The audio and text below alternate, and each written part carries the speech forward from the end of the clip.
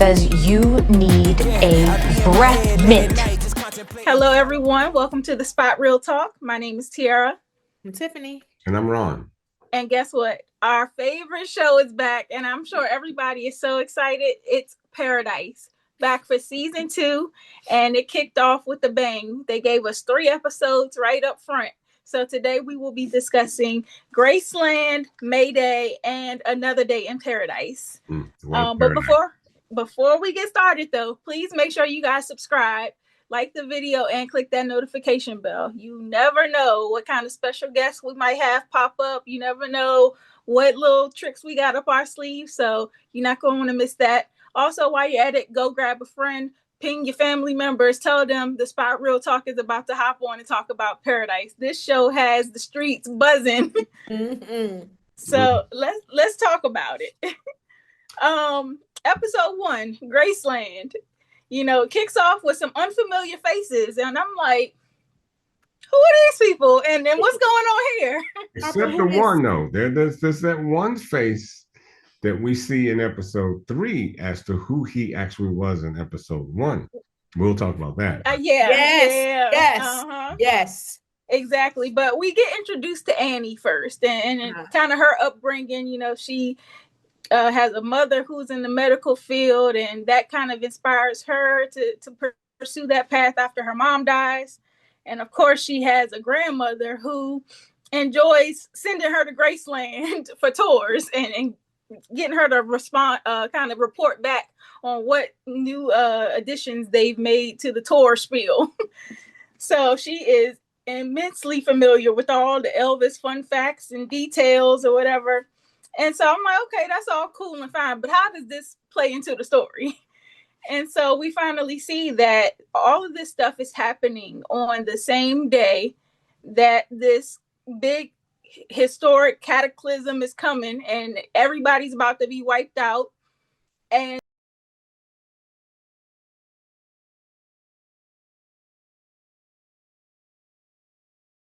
they are experiencing that final day. So this goes all the way back to this big cataclysm that's about to happen, and we're finding out that they are experiencing it. We've seen what happened, with Xavier and with Cal and all of them. So now we're seeing what's going on in the rest of the world.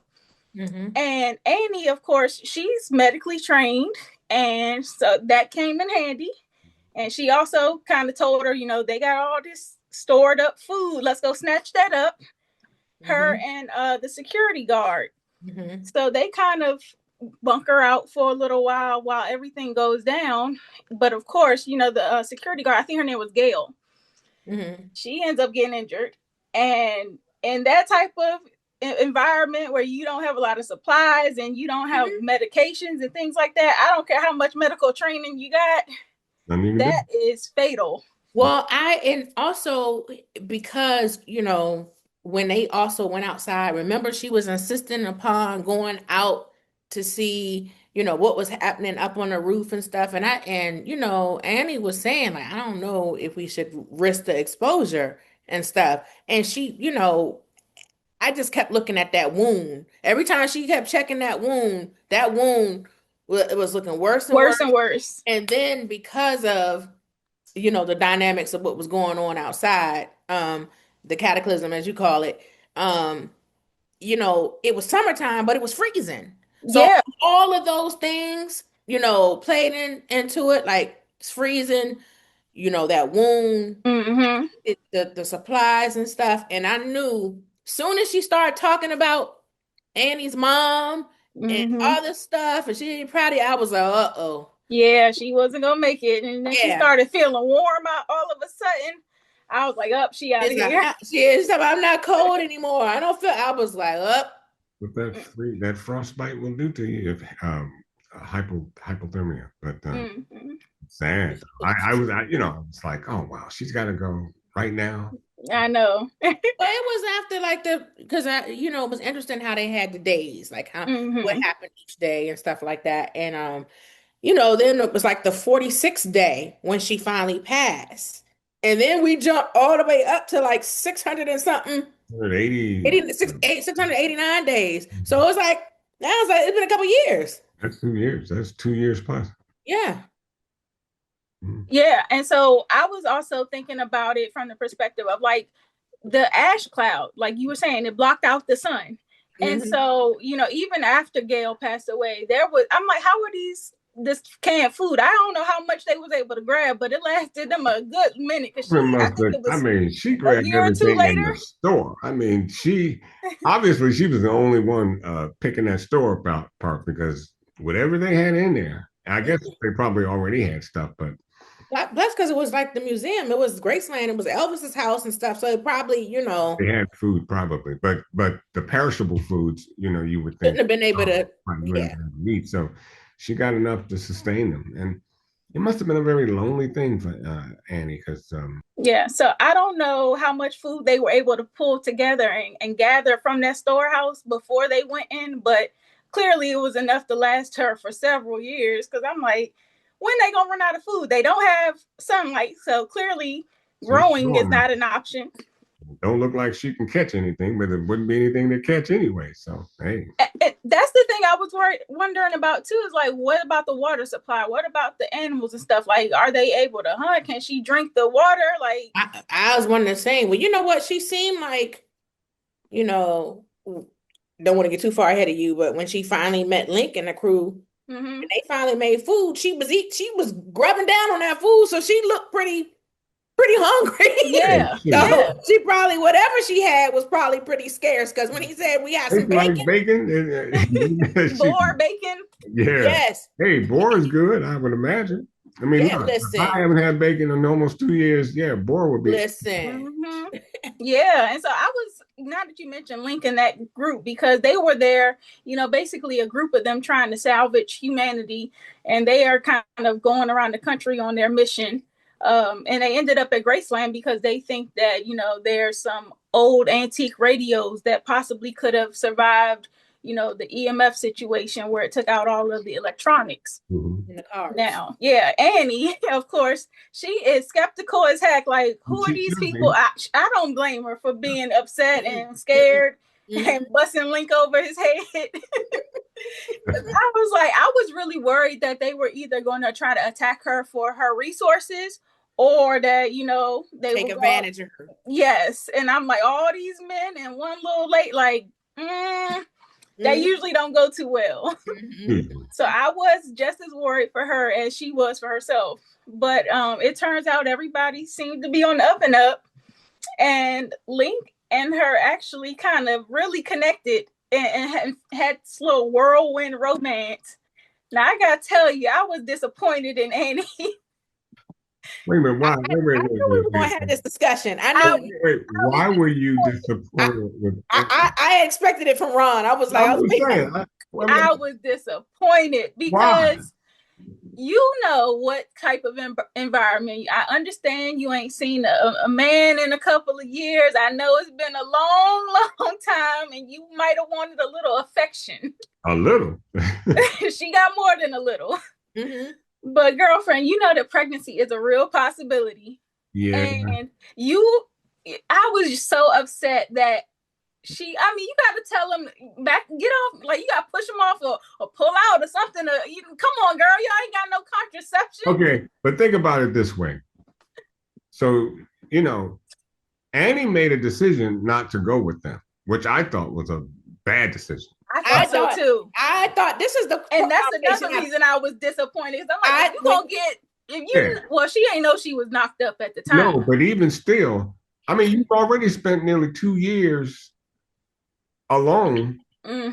Now you've met a group of people. They've come to know you. You like one of them. I mean, what's wrong with you? You would rather live like that as opposed to. I knew we were going to have a conversation. I knew you was going to say that. I knew y'all was going to say that. I have another perspective. Keep going. Perspective. Look, I mean, I'm sure there are other perspectives, but my thing is, I mean, there would be no way in the world. I would have been begging to go with you, not just wanting to go.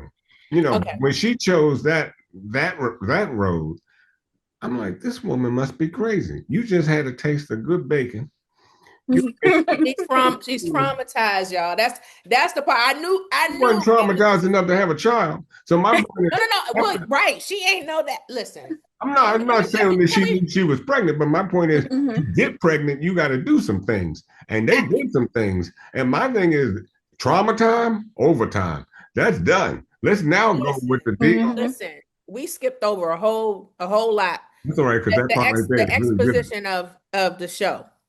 First of all, when her mom passed, she was sick and stuff, and you saw she had the same type of wounds, bruises and stuff on her. So then when she became the doctor, when she was in residency, she panicked, had a nervous breakdown, whatever, and stuff. So she was traumatized by that. Right. Only friend it seemed like she really had was that guard gal. Okay. And then she passed away. Okay. With her, and then she was by herself. So I think the trauma. Now I agree with y'all. I would have dipped. I would have been gone. However, I understand that she was scared about, like Lincoln them said, we heard there's a bunker in Colorado. They said they heard. They didn't have any proof. So I think she was scared of the unknown. Like, you know, she didn't know for sure. She didn't say that she wanted to go until you know, I'm gonna jump ahead just for a minute, just to say, until Xavier said, when she asked where his kids were, my kids are in the bunker. They're in the bunker in Colorado and stuff. So she was like, "Oh, it really exists." That's what I got that part, but I'm saying there's a difference. Hold up, Ron. Hold up. There's a difference between thinking with Lincoln them saying we heard there's a bunker, than seeing Xavier who said there is a bunker and that's where my kids are. So she was afraid of the unknown. But he did also tell her that there was a group of savages right across the river. Exactly. Too. And when you talk about unknown, how long you think the food that you have in that place is going to last? Hello. Unknown. And here's another thing: you are alone, and like you said earlier, there are people out there that will be coming to Graceland to just kill, steal, and destroy. Exactly. So those are a whole lot of unknowns that you better get to understand. And it's better to be in a group than by yourself trying to fend it off. Listen, I would have dipped. Me and Lincoln would have been out. You and every other intelligent person would have dipped. The first thing, but I also read it. I understood the trauma of it all. But also, I think they asked, you know, Shailene Woodley in an interview about that, and she basically said that it was like, you know, paralyzed in fear. Like, you know, I got that. I mean, but my point is, I can't imagine being by myself like that for that length of time. And then you meet good people who are out to do good things, and you decide to stay. Yeah. Yeah. I'm with you on that. Because I would have been gone. Yeah. I would myself, Tiff would have been gone. But I'm just saying, I can see how she was damaged from. And then think about it too. Who gonna deliver the baby? Like, I know she got medical training, but how you gonna deliver a baby by yourself? Now you're there. And then exactly. What are you gonna do? Like, the baby can't eat canned food right out the jump. What you gonna do? And here's another thing too. You know you were having sex, and you know when you ain't had it in a while like that, and y'all got two people coming together, that's some explosive stuff. Those are the type of times that make babies. So, you know what I'm saying? So you have to ask yourself, dang, but what if I get pregnant? You know, she wouldn't ask about nothing. She was like, you can. No. I'm saying you're gonna lay down with a brother, and you're not gonna protect. You obviously you don't have protection. So y'all gonna lay down. Y'all gonna have sex. We don't know how often they had it, but I'm sure it was enough. But it was intense because that's my point. Those intense times bring. So you have to ask yourself, what if? Yeah, and you don't have no medication. Like, what if the baby come here with some issues? You know, maternal death rates with childbirth. Like, she taking a big gamble. And I'm just like, yeah, she's tripping, not going. So I think we all agree that she's tripping. Yeah, she should have gone. But I knew this is where we were going to have the discussions. I was like, let me get the other side. You should have dipped. That's right, dipped. We should have dipped. I would. Yeah. Yeah, me too. And but so she does eventually get a horseback. She had set him free and he returns. And she takes the horse out, and the horse ain't Mr. Ed. They don't talk. Well, if the horse could talk, it could tell us some things, I'm sure. I don't know if the horse returning was a good thing or a bad thing. Y'all No, folk the out horse there, is, y'all folk out there may not I know it's remember. a good thing for her transportation wise, but I'm like, did he come back because he couldn't survive and find food? Like maybe, like let me go back home where they feed me. Y'all young folk out there may not know Mr. Ed, but look it up. Yeah, well, needless to say, the horse got her out of the house, and she ventured out. I think she seen the plane crash when it happened and got curious, and so that's where she ventures out and she finds Xavier passed out. Excuse me, on the ground. Now let's transition into episode 2, Mayday, because we needed to know what was going on with Xavier. I thought that they were going to open the season with that, but they gave us Annie first. So now we get to see what happened with Xavier. We knew he took the plane out the bunker, and I don't think he was prepared for the weather conditions out there, especially going across several states. So there was a hailstorm that kind of jacked the plane up, and he lost control. He was able to send out a little message before the plane crash, kind of saying his final goodbyes just in case things didn't go right. Message for Terry and the kids, and the plane crashes. Now, Xavier is out there crashed and he got injured, which I'm like, dang, another injury. Like, we seen how bad that ended for Gail. I'm like, Lord, don't let this be where Xavier goes. We too early in the season for this. But we also get these flashbacks of Xavier going through his Secret Service training, where he got an injury, dislocated his knee or something like that, and ended up having to get a big surgery, which is where he met Terry. So I thought that piece of like the flashback to their meetup was really cute and gave us some insight into like how they met, how their relationship kind of kicked off. And Terry, of course, was real hesitant. She was a determined woman. She had a very set path. She was not going to get married, not having kids. She was pursuing a doctorate. And we knew Terry was a boss, from season 1. But, she seems like she's always been that driven kind of mindset. So that was a really cute thing to see. She had an injury herself and was there for surgery. And Xavier, even though she shot him down at first, he was persistent. He knew what he wanted. I mean, and that was the enrichment about the whole.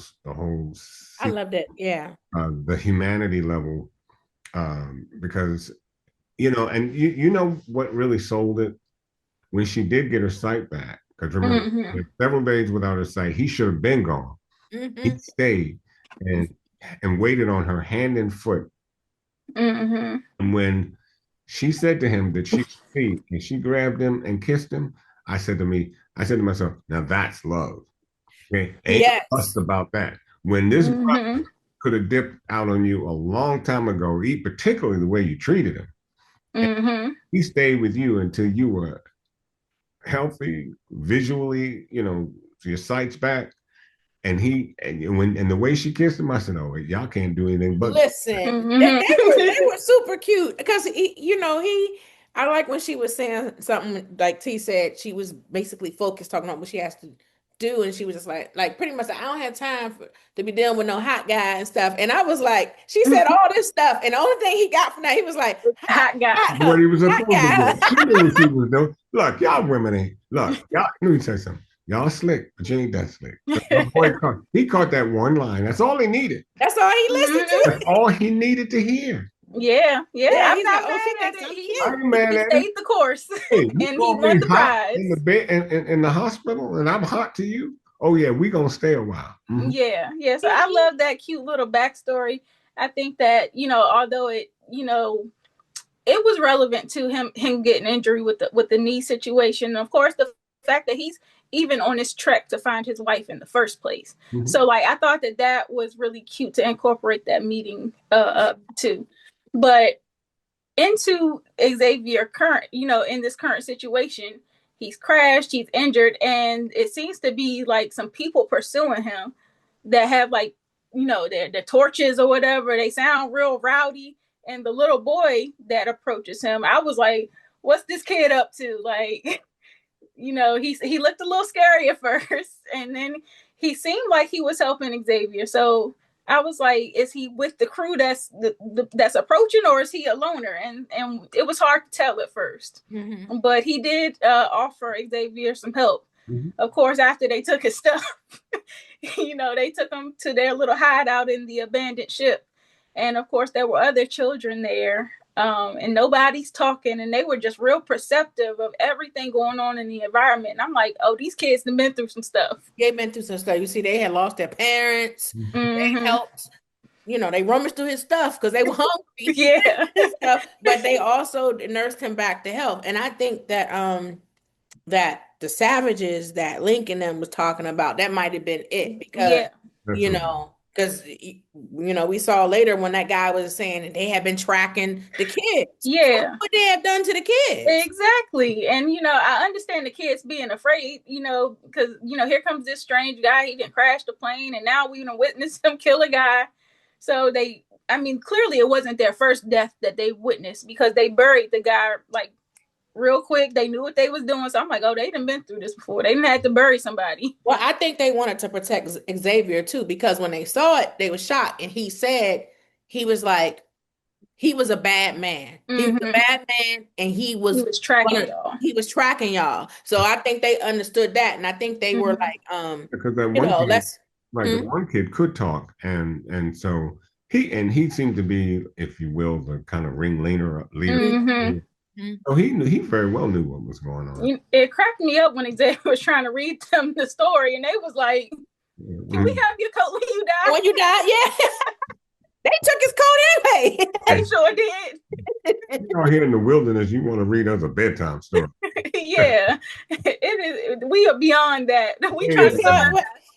But he a father, he was just like, my son like this. They like. But the perspective, I'm glad they included that, because the perspective, I think, helped Xavier to see, while he's been living this cushy life in that bunker for the past 3 years, these people are out here struggling. Like, really, it's dire. The situation is dire. So I think that put things into perspective for him.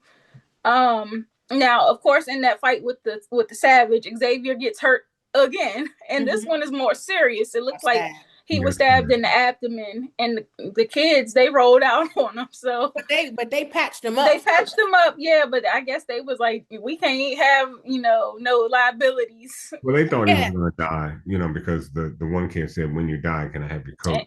Yeah. But when they left, they took his stuff. They took that coat. They left a note, and they said sorry. Yeah. Right. So just before you die, we want to let you know we're sorry. Sorry. Yeah. So they dipped, because they probably said, if that guy was tracking them, who else? They might have moved on to another hideout. Took, they couldn't carry him, so what they had to do. Yeah, and so Annie ends up finding him next, and we kind of already talked about how she threatened Xavier and was like, "Look, we ain't going to Atlanta. You taking me back to Colorado?" Which I'm like, I'm upset with Annie still, because she should have gone. He should have gone the first time. Yeah, exactly. He should have gone, and I think I don't think she really believed that it was the bunker was out there until Xavier confirmed that it was there. Then she was like, "Oh, well, we going to this bunker."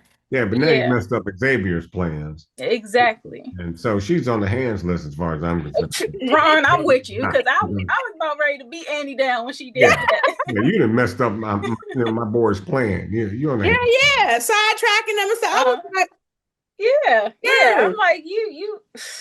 I'll save it for when we talk about who can get the hands, because I can go on. But let's talk about episode 3, Another Day in Paradise. So I like that they gave us these 3 sets of perspective. We got what was going on in the outside world the day of the disaster. Then we got what happened to Xavier right when he left the bunker. Now we're going into paradise and seeing what's going on currently. And it looked like paradise then turned into hell.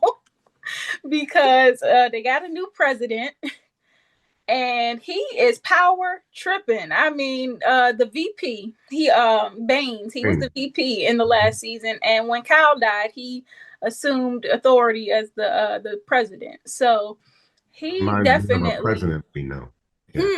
He not only is he power tripping, he's a nincompoop too. I say, it reminds me of a president. Yeah, I ain't gonna say no names, but You don't have to. anyways, we see that Sinatra, we knew last season that she had gotten shot by Jane and she was kind of in a life support situation in a coma. And so, now we're going back into Sinatra's story. And we knew that pre-disaster, she had gone to that little conference where the guy was kind of like warning her, like, oh, all of this bad stuff is going to happen. It's already too late to stop it. And so she has, it goes back to that scene from last season where she kind of has that conversation. Mm-hmm. And he said initially there would be survivors, but the atmosphere would be really hot again. So we're not even in the clear, which I was like, dang, I thought that the survivors that made it was straight. Like, all we got to do is let the ash clouds clear up and we let Mother Nature heal itself. Mm-hmm. But he was like, no, the earth is going to get real hot again. And that's when any survivors that were there are going to basically die from the atmospheric pressure. Yeah. And I'm like, oh, man. So that still hasn't even happened yet. That's when I got a little nervous. But, I'm sure we'll see more of that going on this season, which I'm hoping Xavier and Terry can find each other and make it back before it gets to that. But Samantha also gets help from Cal's dad with this developer. So there's this situation going on where obviously Baines is upset because he finds out that Samantha has been siphoning power from the bunker. And he wants to use the bunker energy source to create a summer.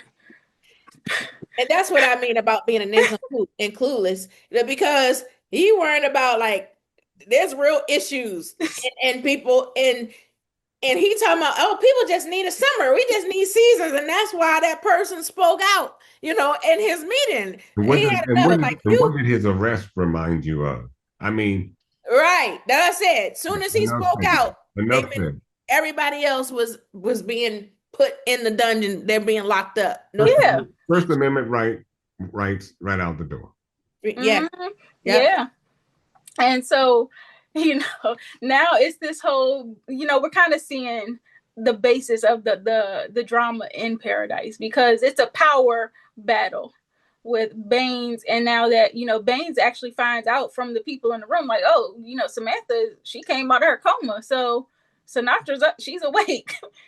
And that was a surprise to him. So I'm like, okay, now I see where things are going. Sinatra, Samantha, whatever you want to call her.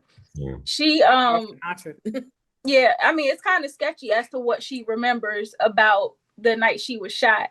I don't think so. I think she remembers. Right.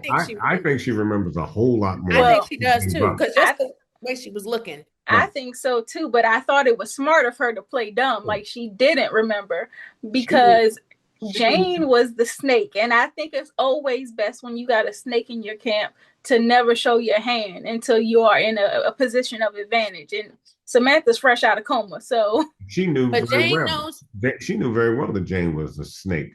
Mm-hmm. I mean, it's hard to, I guess you could be traumatized enough to forget who shot you, but she knew Jane did it. Jane knows she remembers, because Jane said to her, she was like, if you remember anything from that night, she said, just know that I did it to cover that. So I was like, she's trying to cover her tracks. She's trying to cover her tracks. So Jane knew. Yeah. And I was just like, okay, Sinatra is going to be real important this season. Now, when we talk about this other thing that she had going on with the siphoning, she was in coordination with, the people. Obviously, she was the architect of the bunker. And then she was planning this side project, which we still don't know all the details of, but she had this developer that she was trying to buy, his product, and he was not willing to sell. And then we kind of find out how she put Billy up to, threatening him to sell and give up his company or whatever.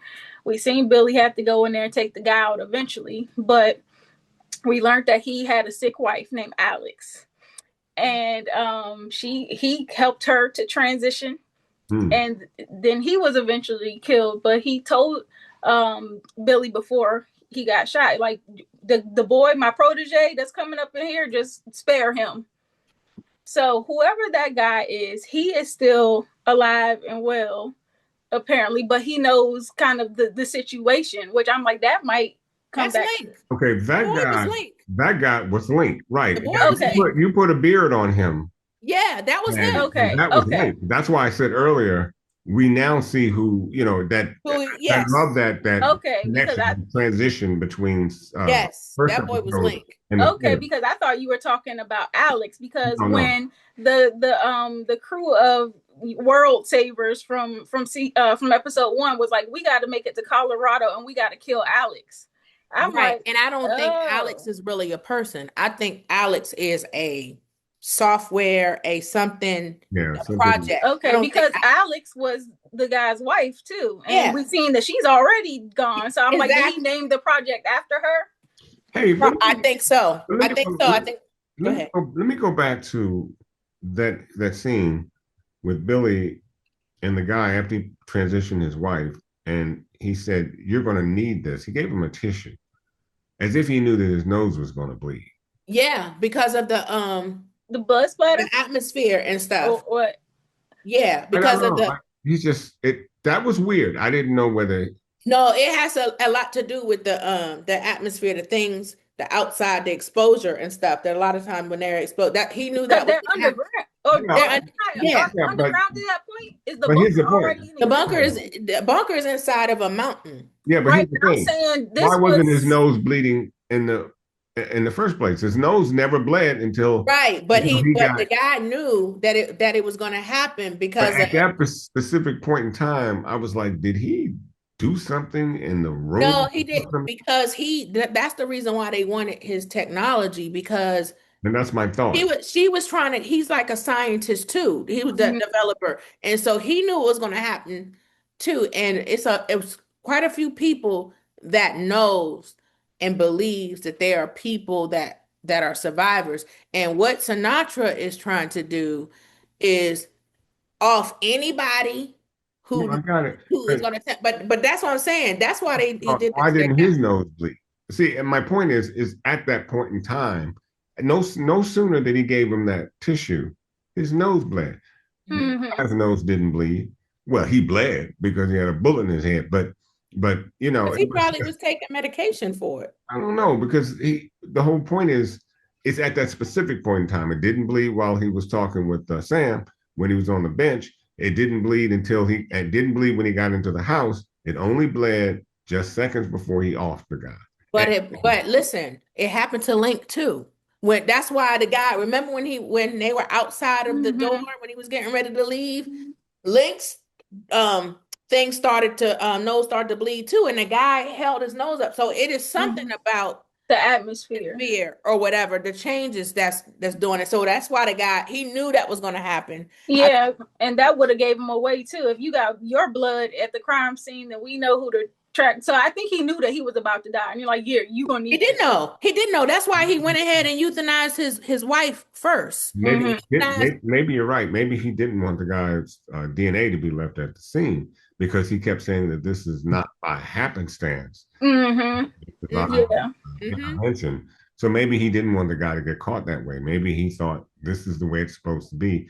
I guess that makes sense. So yeah, I get what you mean though, because it's kind of hard to figure out where we are in time, because they showed us Billy back when he had the long hair, but while he was in the bunker he had a shortcut. So it's like, are we pre-bunker or post-bunker? Like, where are we at in time? I think it was like early when she first found him, and I think he'd been being a hitter for a long time. Remember the one we found out that he was doing all this stuff, and I think that's why Billy started having a change of heart, because I think that interaction with that man changed him. And then plus his relationship with Xavier and the kids, he was like best friend, this, that, and the other and stuff. So he started having a change of heart, and that's why. Look, Sinatra rubbed a bunch of people the wrong way. We see this season how Gabriella has responded to her, because she learned last season that Samantha had been spying on her, and she's seen all of the happenings with her and Xavier's relationship. So Gabriella is rightfully pissed off. You know, she thought they had a better relationship than that. And Samantha showed her, or Sinatra showed her last season, that it wasn't about friendship for her at all.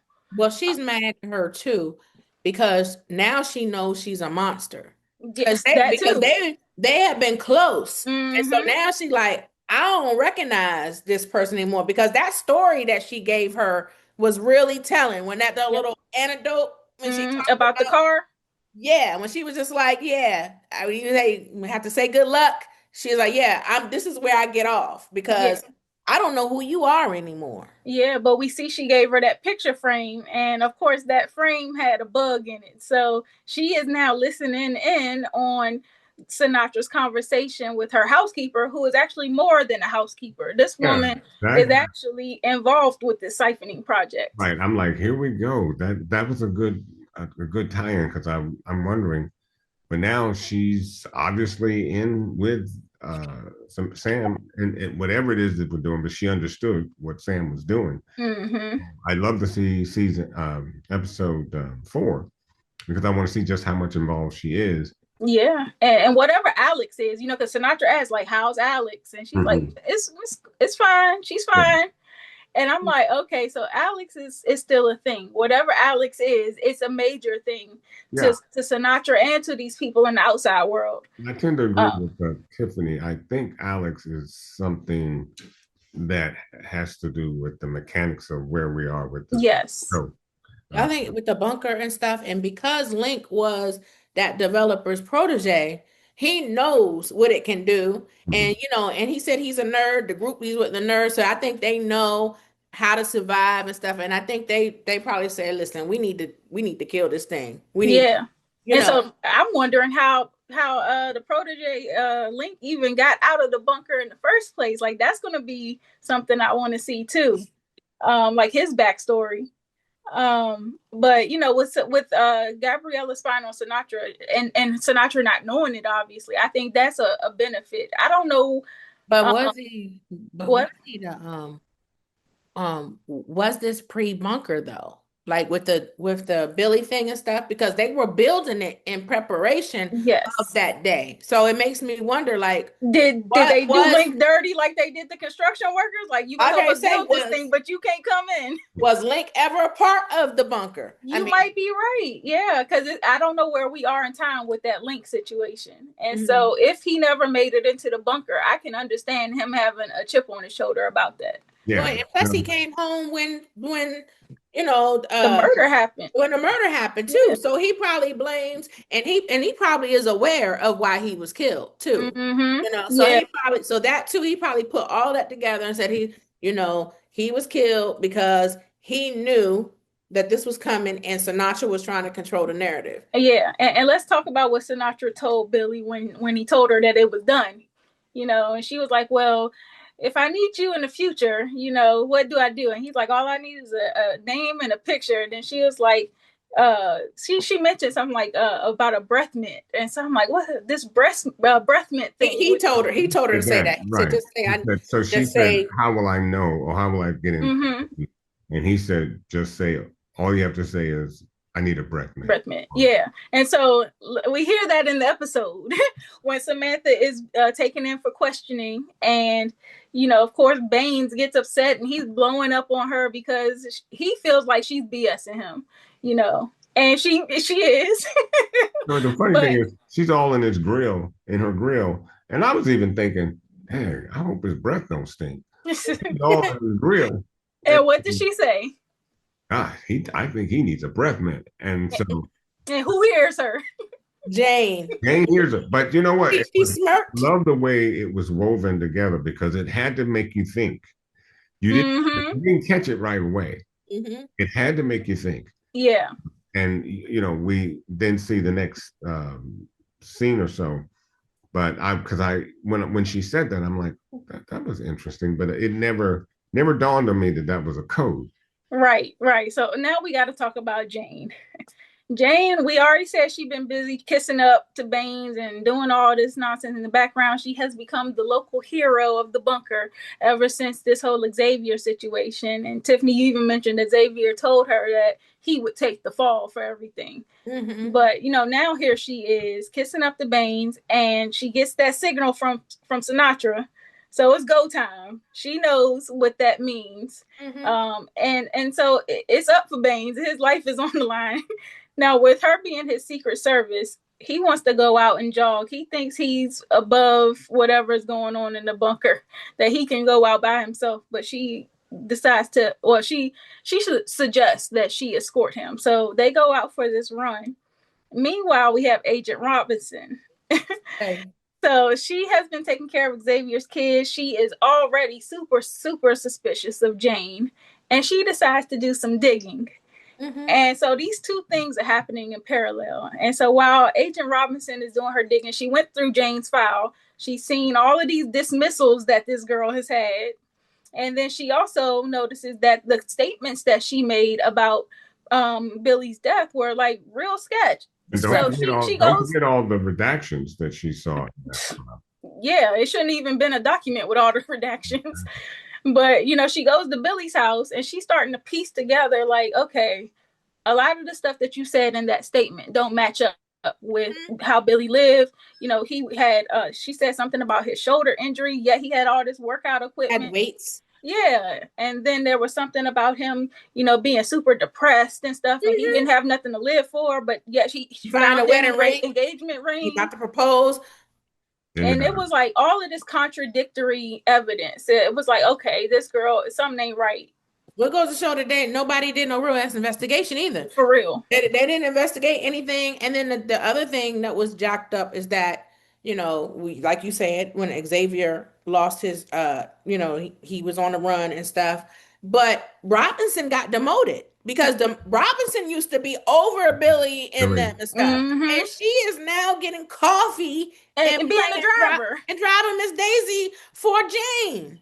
Yeah, that was wild to me. I was like, dang, they really did her dirty. Yeah, they did. And I was they did her a whole lot dirtier. So that's why I said I was a little upset that, again, she showed her hand too soon with all this stuff, because she sent the message asking like, okay, where's Jane? And they were letting her know that she had gone out with the president on a run or whatever. And okay, we see that Jane, she slit the president's neck. Like, it just happened. Mm-hmm. And he was out of here. So then she has the knife or whatever. She had gloves on when she slit his throat. And then here comes Robinson, and she of course sees the president dead on the ground. Mm-hmm. And that's when Jane attacks her from the back, kind of chokes her out and makes it look, she puts the gun in Robinson's hand, makes it look like she's the one. Yeah, she saw her coming. She was tracking her because she saw. I was like, dang. She put the knife in Robinson's hand. Right. Yeah. But I was just like, if Robinson, like when she said, I need eyes on Jane, everybody saw it, including Jane. Why is this a group chat? Yeah, it's in a group chat. So Jane was just tracking her, waiting for her to come, and all she had to do was lie and wait. And that's something like, what's going on here? How do you send a message to the person that you're talking about? That ticked me off about Robinson. Unless Jane set it up so that she could, probably and filter and intercept messages or something. I don't know. That's what I'm thinking. I would hope that Robinson would have been smart enough not to send her a message. I think Jane put that all together. But Jane gets to call in and play damsel, like, y'all, I just seen this terrible, I had to come and for me, that scene is too clean. It's just way too clean. Now, as you said, Robinson had been demoted and they really treated her like, what, but you walk up on that scene and you see the president, he's dead. And it just so happens that Robinson did it. And she's dead too. And you did, and you just had to attack and take her out too. Well, I don't know if I think she put Robinson asleep. I don't think she killed her. No, she didn't. She didn't. She put her to sleep so she can take the fall. But remember, Robinson was an ally of Xavier. Yeah. So that's why they're gonna make the leap. They're gonna be like, oh, she was But see, if Jane was gonna do that, she was better off killing Robinson, because why would you leave somebody that can refute your story? And not only that, Robinson, everyone knows, all the other agents that were there, they know that Jane was the one that went out with the president at first. So at what point, because, you know, we're looking at time differentials. So at what point could Robinson have gone out to kill the president when Jane should have been with him? Mm-hmm. Yeah, I think that Jane is counting on time to kill the president without Robinson being there. Yeah, I think Jane is counting on that little sweet, innocent act to get her over. And she's going to try to play hero again, like she saved the day. But I'm just like, if she is going to leave Robinson alive, I don't think anybody's going to even side with Robinson at this point. Because of all the stuff. They knew last season how she sided with Xavier. And now they're going to think she's back on her BS. You know, she's still out here doing the same stuff. So she has no credibility. No, I got a savior. I got a savior for you. It's going to be Sam. Sinatra? Well, Sam. It's going to be the doctor. It's going to be the doctor. I think it's going to be, and here's the reason I think it's Sam, because she already knows what Jane is up to, capable of. She's going to use, you giving Sinatra too much credit. Not necessarily. Because of the fact that she ordered the hit on Jane. She wants Jane. Mm-hmm. Don't get that. Oh, I know, but she's going to still use Jane to her advantage. Mm-hmm. Yeah, I don't think she's going to come away with it right away. What I'm saying is Robinson is going to be charged, but the saving grace is going to be Sam. I think the saving grace is going to be Xavier, because he's going to have to come back and save the day. But he doesn't know. The person that knows Jane better than anybody, well, Xavier knows too. So Xavier knows, Robinson knows who she is now. Right. And you know who's going to figure it out next? Doc, because Doc is already listening. She's already knows. Gabriella knows what's happening with Sinatra. Mm-hmm. And she's already eavesdropping. She's gonna be the one, and she's a psychologist. She's gonna start putting stuff together and everything. She just gonna need to stay alive. She don't need to be able to, like everybody else, telling everybody what you know. Once you don't get out, you don't show your hand. Yeah, but I think they'll listen to Sam before they would her, because watch. Well, we'll see. But honestly, though, I do think she's going to have a big role in it, because she is going to have a big role. But she wants Jane. She wants Jane, and she wants to still be in charge. That's another reason why she got Baines out of there. She wants to be in charge. She still don't want people to leave the bunker. She don't want people on the outside. So that she's going to use Jane. Jane is a killer. Jane is crazy. So she gonna use Jane like she did Billy. Damn, ain't no slouch either. This bunker has been. No, she's not. But that's what I'm saying. That's what I'm saying. That Sinatra is ruthless. That's why I think she's gonna continue to use. She's gonna play that long game with Jane, for sure. And this bunker has been up and running for 3 years, and they done lost 2 presidents in that time. Now, if I'm a resident of the bunker, I mean, on top of the fact that they have armed security walking around, on top of the fact that they have people being arrested and thrown in an underground prison for voicing their opinions, you know, now we got 2 dead presidents. Now, who's taking his spot is the next question, because is Samantha gunning for that spot? Sinatra, yes, gunning for that spot, and I'm like, get it. She like, who gonna check me, boo? Exactly. Because she's next in line, because she's basically the chief of staff. Mm-hmm. So it's president, vice president. So she's gonna be that's why I said she is dangerous. They do have to wonder about her mental capacity, though, with her being shot and having such a major injury. I would be questioning her ability to lead. You know, this kind of giving me Fitz vibes out of Scandal. Like, when you guys shot out the same thing. The way she handled that lie detector. So I'm telling you, this woman is a good liar. That's why I say she's ruthless. She can lie and not be detected. Yeah. Yep. Sinatra's dangerous. He's a dangerous person. What about Jeremy though? Yeah, I was going to talk about Jeremy next because the kids have been communicating. They are very they have a lot of disdain about what's been going on in the community, with everybody being jailed and arrested for voicing their opinions. Jeremy has been passing notes to Paisley through the books, and James, the little brother, intercepts one of the notes. He throws it in the trash, and he lets Paisley know he was trying to protect her. I was trying to keep you safe and out of, I don't want nothing to happen. You all I got left, mom and dad are gone. Like, we got to stick together. I don't blame him. I know his poor little, bless his heart. It's like, boy, I was supposed to be there an hour ago. Yeah. So when she finally does catch up to Jeremy, he's already getting arrested. And I thought they were already underground. Turns out they got a further underground prison. So I'm like, dang, how far can you go? But and that's where Jeremy goes down there and he sees the guy that Sinatra was working with to build the bunker. So he is kind of like the guy that helped her bring her whole mad master plan together. And Jeremy is like, you're going to help me bust the doors open. So we knew that before Kyle died, he told Jeremy, if you don't like the world I'm building, then it's up to you to change it. So here Jeremy is like, you know what? I'm going to do just that. Jeremy, he might be the Joker. And he's the wild card in all of this. Yeah, he is. They don't even know he's coming. Right. They don't see him. He's a rebel. I was like, okay. And then Paisley is trying to, and she a rebel too. Yeah, she is. Now, my thing is with Robinson, being in her situation, she got strangled or choked out. She's probably not dead, but she's definitely going to be in a bad position. I don't know if they're going to jail her too or what. She's going to be jailed. Yeah. So Paisley is going to have to take care of herself and her brother. Mm-hmm. That's gonna put them in an interesting situation, and then I'm sure that her rebelliousness ain't ending anytime soon. That's probably gonna really put her on a mission. And running into Sinatra, that's you up against a crazy woman. So I think Gabriella is going to be the next person in line to see those kids through whatever is coming with Sinatra.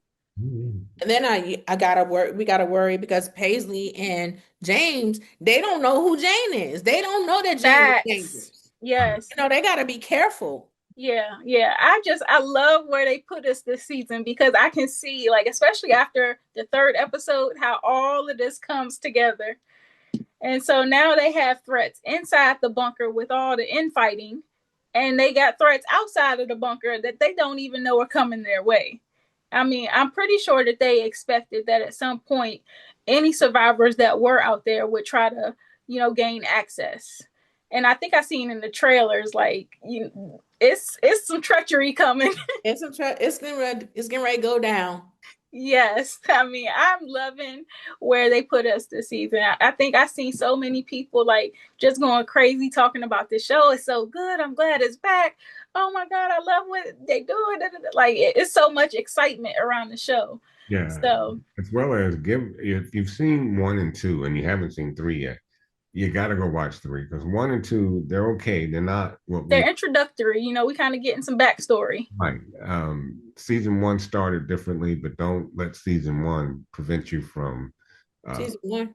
Yeah, don't let season 1 prevent you from keeping up with season 2 because the way season 1 started, it started out with more of a bang, more sizzle. But season 1 with the humanity story at the first, you mean episode 1? Episode 1. Episode 1 with the humanity story, and then we get the Mayday.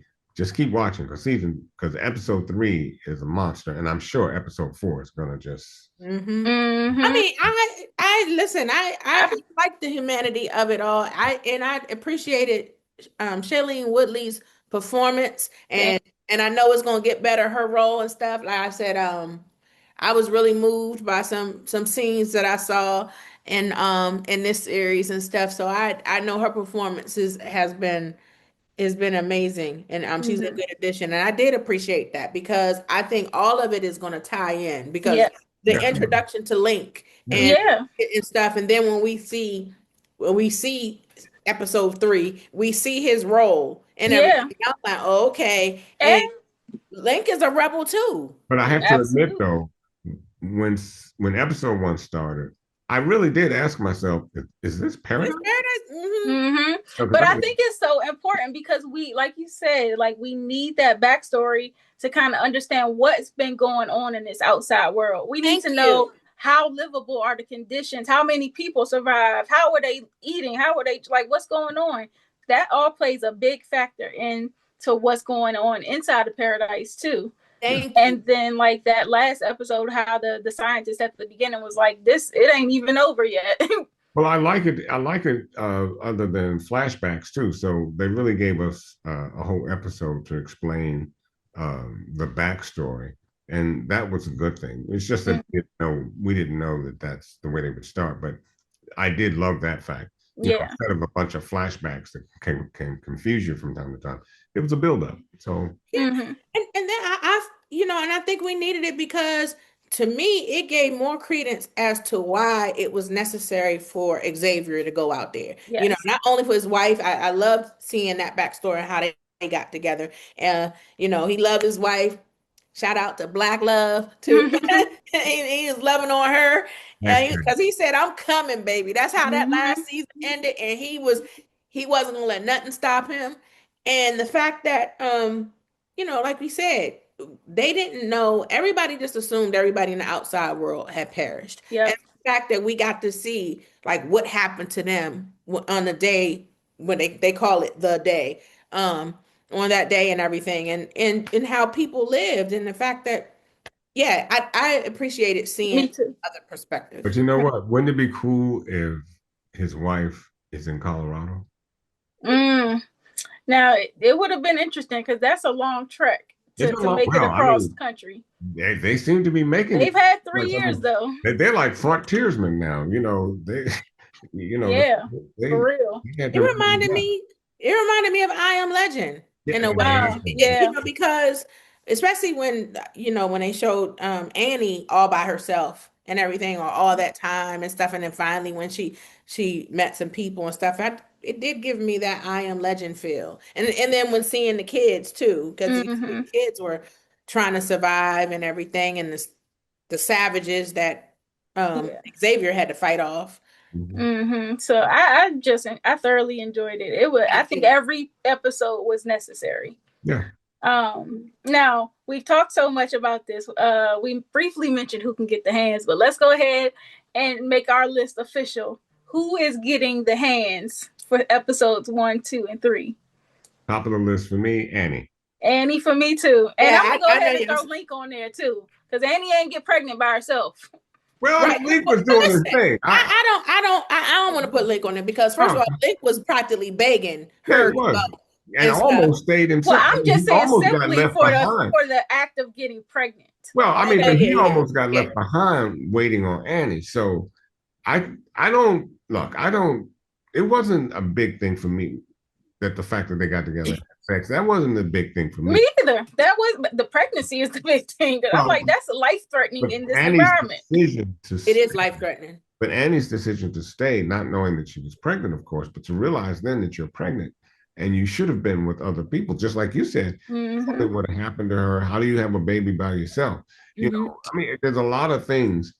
So she's definitely the foremost person. Yeah, Link just did what two people when they get together, you know. Now, Annie also gets the hands for threatening Xavier. Yeah, when she had the opportunity to go. I ain't like that. Yeah, I said now you trying to boss up when when you should have left. You know, but like I said, I still feel sympathy because she wasn't sure that there was really a bunker out there. She thought that Lincoln was just talking. I hear you, but I'm like, girl, your supply. No, y'all can put her on the hands because I feel like there's more people like Jane and Sinatra deserve the hand.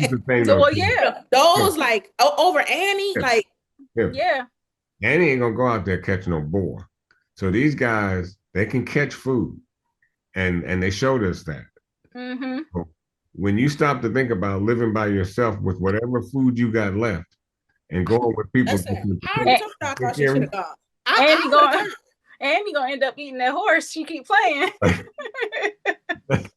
Hey, between you and me, Listen. Right. and you gotta go.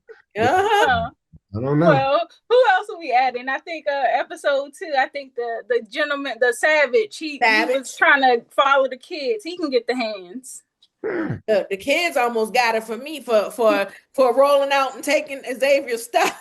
You know what? They definitely was in survival mode. So I'm not going to. That's why I'm not going to plus their kids. Yeah.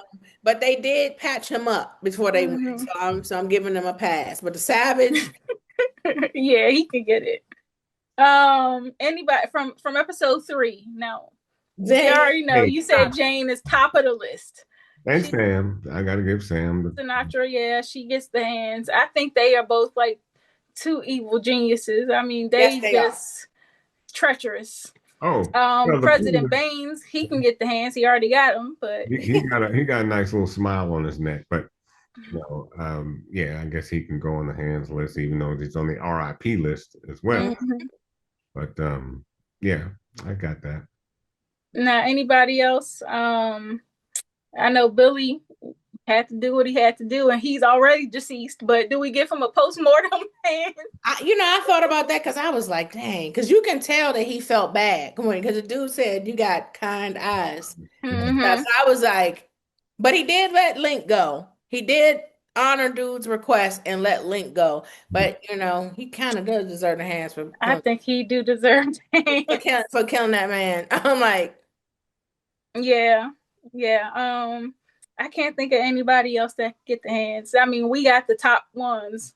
What about, are we giving Robinson the hands for showing her? I mean, I don't want to give her the hands because, but she walked into that trap. I have to assume that she didn't know that Jane was intercepting whatever message. Oh, she did. Yeah, she didn't know. Because there's no way she texted the group chat and Jane was in the chat. So I'm assuming the best of Robinson. I won't give her the hands, just as you said. She was doing her job or what she thought she was doing. So it's just unfortunate that it played out the way it has. But no, I wouldn't give her the hands for that. Okay, now we've come to the game ball. So who do we want to James intercepting the note for Paisley? Oh, Jane. Oh, he a kid. Yeah. He trying to hold on to what little bit of family he got left. I don't blame him. I can't. Yeah. Okay. Yeah. Okay. So who gets the game ball this episode? I think who? I was going to go with Xavier. Yeah, Xavier for sure. Saving the kids, even though the kids robbed him. Okay. Episode. And he had to do what he had to do. He popped his own knee back in place. Yes, he did. That was hard. I'm like, I couldn't have done it. Lord, I would have been hollering. Yeah, I'll give crazy. Xavier, and I'm gonna give Gabriella too. Gabriella nosed her up. I'm like, yes, like, yep, I see you. Like, good luck. I'm out of here. But yet she planted that bug. So she won't know what time it is. She's gonna figure stuff out. So lined her right on up. Let's see what she does, because I'm still a little twisted. No, I think she's gonna be in danger too. Because she's gonna have to be smart about what she finds out. Because you tip your hand. And very calculative too. So you're gonna have to be slick. Yeah. Well, this has been absolutely wonderful. Definitely enjoyed these first 3 episodes and looking forward to what they have for us in episode 4.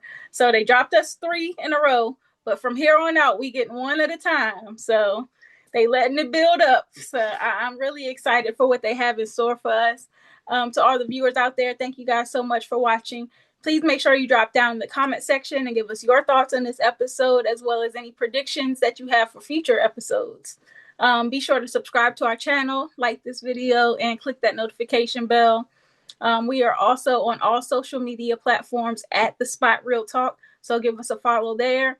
And go ahead and invite your friends and family. If you enjoyed this conversation, we have plenty more where that came from, and we're going to be bringing the heat all season. Paradise is buzzing all over the streets, and we are your one-stop shop for all of the recaps. So, like I said, if you enjoyed this, subscribe to the channel. Tiff, Ron, y'all got anything else? Nope. I'm done. All right. Well, on that note, we are going to call it a night. Please make sure you are back next week for a recap of Paradise Season 2, Episode 4 recap. Good night. Good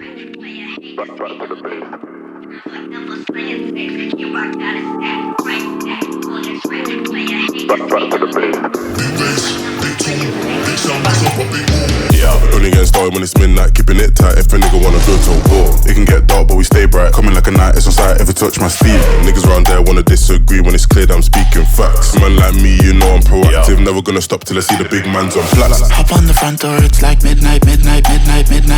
Don't lose your grip, cause you might fall out again. Off-white whip, need for speed. I'm not switching the lane. Pick up the pace, bro like that, and we're back to the base. Back to the base.